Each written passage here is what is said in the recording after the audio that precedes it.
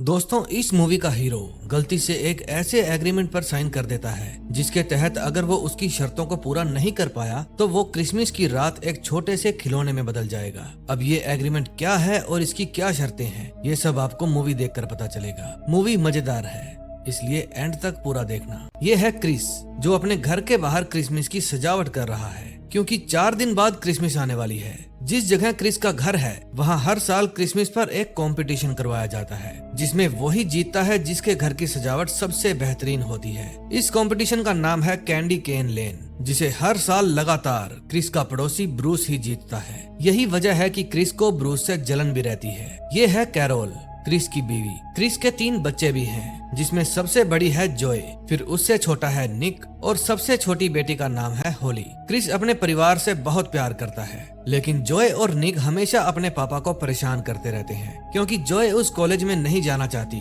जिसमें क्रिस उसे भेजना चाहता है। और बात करें निक की, उसका ध्यान अपनी पढ़ाई पर कम और म्यूजिक पर ज्यादा है। पूरा दिन वो म्यूजिक के पीछे पड़ा रहता है। क्रिस और कैरोल दोनों ही जॉब करते हैं, लेकिन क्रिसमस के ठीक पहले क्रिस को जॉब से निकाल दिया जाता है क्योंकि उसकी कंपनी घाटे में चल रही थी और इसीलिए उसके मालिक ने घाटा कम करने के लिए अपने एम्प्लॉइज को बाहर निकालना शुरू कर दिया। इस बात से क्रिस काफी परेशान था। तभी क्रिस को कैरोल का फोन आता है। वो बताती है कि उसे प्रमोशन मिला है। फिर क्रिस घर वापस आकर कैरोल को अपनी जॉब जाने के बारे में बताता है, लेकिन कैरोल को ये भी कहता है कि बच्चों को मत बताना। वो ऐसा इसलिए करता है क्योंकि वो नहीं चाहता कि इस बात के कारण बच्चों का मूड खराब हो जाए। फिर उसके बाद क्रिस और कैरोल ब्रूस के यहाँ पार्टी पर जाते हैं। फिर उन्हें टीवी के जरिए कैंडी केन लेन के कंपटीशन के बारे में पता चलता है। इस बार भी जिस घर की डेकोरेशन सबसे बढ़िया होगी उसे $1,00,000 दिए जाएंगे। इस अमाउंट को सुनकर क्रिस इस कंपटीशन को जीतने के लिए मोटिवेट हो जाता है। अब उसके पास जॉब नहीं थी, इसलिए अगले ही दिन से वो इस त्योहार की तैयारियां शुरू कर देता है। कैरोल के ऑफिस जाने के बाद वो अपनी छोटी बेटी होली के साथ सजावट का सामान खरीदने के लिए मार्केट जाता है। क्रिस को अच्छे से पता था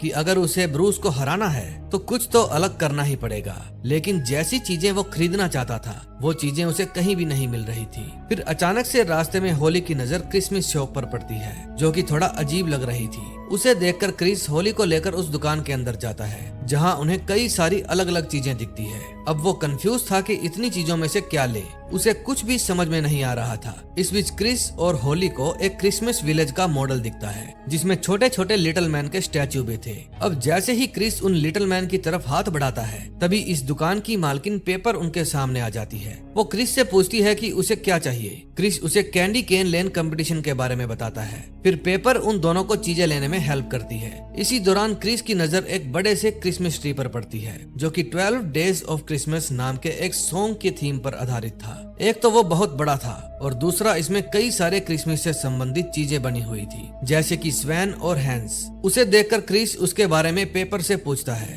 पेपर कहती है कि अगर तुम इसे ले जाओगे तो तुम पक्का जीतने वाले हो। उसकी ये बात सुनकर क्रिस उससे ट्री भी खरीद लेता है। अब पेपर सारे सामान का एक बिल निकालती है और उस पर क्रिस के साइन करवा लेती है। फिर घर आकर वो इस ट्री को अनबॉक्स करता है जो कि एक बड़े से कैन में था। उसकी लिड को हटाते ही एक बड़ा सा ट्री उसके सामने खड़ा हो जाता है। जब रात में क्रिस उस ट्री को सजाता है तो उसे ऑन करने पर वो बहुत ही अच्छा दिखता है, जिससे चारों तरफ रोशनी हो जाती है और सब लोग उसे देखते ही रह जाते हैं। क्रिस के घर के सामने ब्रूस का घर भी फेल लग रहा था। अब क्रिस बहुत खुश था, लेकिन अगले दिन जब क्रिस उठता है तो वो देखता है कि उसके इस बड़े से ट्री में से वो सारे कैरेक्टर्स और पशु पक्षी गायब हो चुके हैं। क्रिस को लगता है कि ये हरकत ब्रूस की होगी, लेकिन तभी क्रिस और होली देखते हैं कि उनके स्विमिंग पूल में स्वैन्स तैर रही हैं। फिर क्रिस उनको घर से बाहर भगा देता है। उसे नहीं पता था कि ये वही स्वैन्स हैं जो उसके ट्री में बनी हुई थी। अब क्रिस होली के साथ वापस पेपर की दुकान पर जाने का फैसला करता है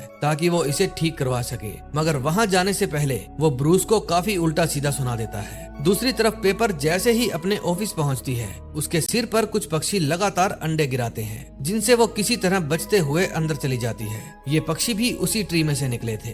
अब क्रिस और होली पेपर की शॉप में पहुंचकर उसे सब कुछ ठीक करने के लिए कहती है, लेकिन पेपर कहती है अब कुछ नहीं हो सकता। जो कुछ भी गायब हुआ है उसे तुम्हें ही ढूंढकर वापस उसमें लगाना होगा, या फिर तुम्हें घड़ी के आवाज करने से पहले सभी सोने की अंगूठियां ढूंढ कर लानी पड़ेगी। जब पेपर क्रिस को ये सारी बातें बता रही थी तभी एक कस्टमर वहाँ आ जाता है। फिर पेपर उसमें बिजी हो जाती है। तभी वहाँ पर जो लिटिल मैन्स पड़े थे उनमें से पीटर नाम का एक लिटिल मैन होली को आवाज देता है। होली उसे देखकर क्रिस को भी बता देती है। पीटर के साथ और भी लिटिल मैन वहाँ पर थे। फिर वे सभी क्रिस को बताते हैं कि पेपर ने तुमसे एक एग्रीमेंट पर साइन करवा लिया है, अब तुम फंस गए हो जैसे कि उसने हमें फंसाया था। असल में पेपर सेंटा की एल्फ थी जो कि अब बुरी बन गई थी। एल्फ वो होते हैं जो सेंटा के छोटे छोटे काम करते हैं, जैसे कि रेंडियर्स की देखभाल करना वगैरह वगैरह। इसलिए वो ऐसे ही लोगों को फंसाकर उन्हें लिटिल मैन में बदल देती है। क्रिस को पीटर की बातों पर विश्वास नहीं होता, लेकिन होली पीटर से पूछती है कि आखिर इस चीज से बचने का कोई रास्ता तो होगा।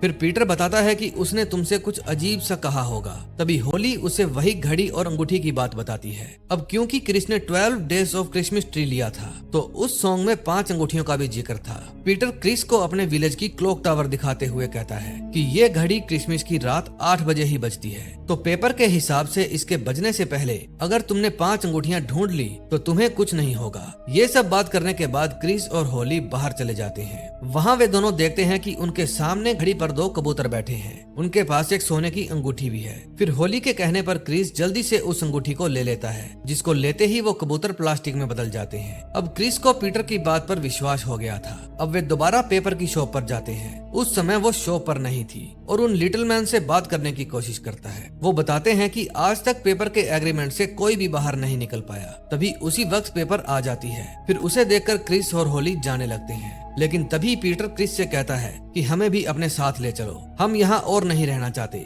उसकी ये बात सुनकर क्रिस उसके पूरे घर को ही उठा लेता है और होली के साथ उस दुकान से बाहर भाग जाता है। उसने अपने हाथों में उस क्लॉक टावर को भी पकड़ा हुआ था। फिर वो दोनों वहाँ से भाग खड़े होते हैं। जब पेपर उन्हें भागते हुए देखती है तो वो पूरी तरह से बौखला जाती है, क्योंकि क्रिस उसके पसंदीदा लिटिल मैन्स को लेकर भाग गया था। घर पहुंचकर क्रिस उन लिटिल मैन्स को अंगूठी दिखाता है और कहता है कि मैंने पहली अंगूठी हासिल कर ली है। ये देखकर वो भी खुश हो जाते हैं, क्योंकि क्रिस ने अगर पेपर के इस कर्ज को तोड़ दिया तो वो सभी भी पहले जैसे हो जाएंगे। अब क्रिस और होली ये सारी बातें कैरोल, जॉय और निक को बताते हैं। उन सभी को इन बातों पर विश्वास नहीं होता। फिर क्रिस उन्हें लिटिल मैन से मिलवाता है। अब उन सभी को क्रिस की बातों पर विश्वास हो जाता है। क्रिस उन्हें सारी बातें बता देता है, लेकिन ये बात नहीं बताता कि अगर वो 5 रिंग्स ढूंढने में नाकामयाब रहा तो वो भी लिटिल मैन में बदल जाएगा। अब रात में पेपर चुपके से क्रिस के घर आती है। वो वहाँ लिटिल मैन को ढूंढती है, लेकिन लिटिल मैन उसे देखकर छिप जाते हैं। फिर जब वो लिटिल मैन को नहीं ढूंढ पाती तो वो कहती है कि जिनके भरोसे तुम यहाँ बैठे हो वो आखिरी रिंग कभी नहीं ढूंढ पाएगा। इतना कहकर वो वहाँ से चली जाती है। अगले दिन पेपर के इशारे पर क्रिस, जॉय और निक इन तीनों पर क्रिएचर हमला कर देते हैं और इनके पास गोल्ड रिंग भी मौजूद थी।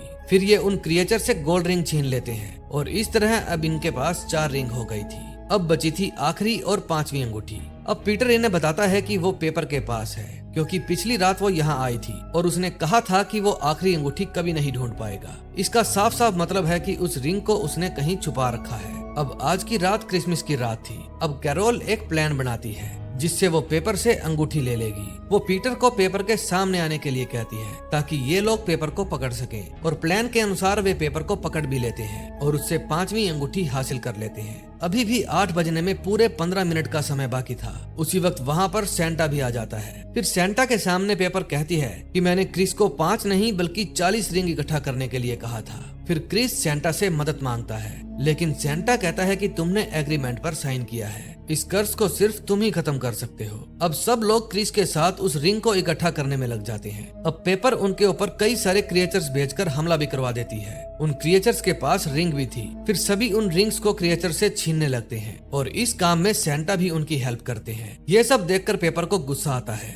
और वो जाकर टावर की घड़ी में 8 बजा देती है, जिससे उसकी बेल बज जाती है, जबकि अभी 8 बजने में 5 मिनट बाकी थे। फिर जैसे ही घड़ी में बेल बजती है, क्रिस भी लिटिल मैन में बदल जाता है। अब उसके पीछे एक मुर्गी पड़ जाती है। अब क्रिस को उस मुर्गी से उसके नन्हे दोस्त बचाते हैं और उसके बाद वो लोग भी मिलकर उसके साथ रिंग्स इकट्ठा करते हैं। लेकिन असल में 8 बजने तक उसने सभी रिंग्स इकट्ठे कर लिए थे। जब वे गिनते हैं तो वे 38 रिंग्स थी। इस पर सेंटा उन्हें कहते हैं कि फिर से देखो। क्रिस तो हिम्मत हार चुका था, मगर कैरोल सेंटा का इशारा समझ जाती है। जब वो अपने हाथ में अपनी शादी की अंगूठी देखती है तो वो उसे भी काउंट कर लेती है, और क्रिस के पास भी एक सोने की रिंग मौजूद थी, वो उसे भी काउंट कर लेती है। अब उनके पास 40 रिंग्स इकट्ठा हो गई थी। फिर क्रिस वापस अपने असली रूप में आ जाता है। दरअसल बात सोने की रिंग्स को इकट्ठा करने की हुई थी, तो उस हिसाब से क्रिस ने कर्ज को तोड़ दिया था। अब होली सेंटा से क्रिसमस विश मांगती है, और विश में वो बाकी के लिटिल मैन्स को सही करने के लिए कहती है। अब सेंटा उसकी विश पूरा कर देते हैं, और फिर वे सभी लिटिल मैन अपने असली रूप में आ जाते हैं। इसके बाद सेंटा पेपर और सभी लिटिल मैन को लेकर वहाँ से चले जाते हैं। अब बात करते हैं कैंडी केन लेन कंपटीशन की। तो उसे क्रिस ने जीत लिया था।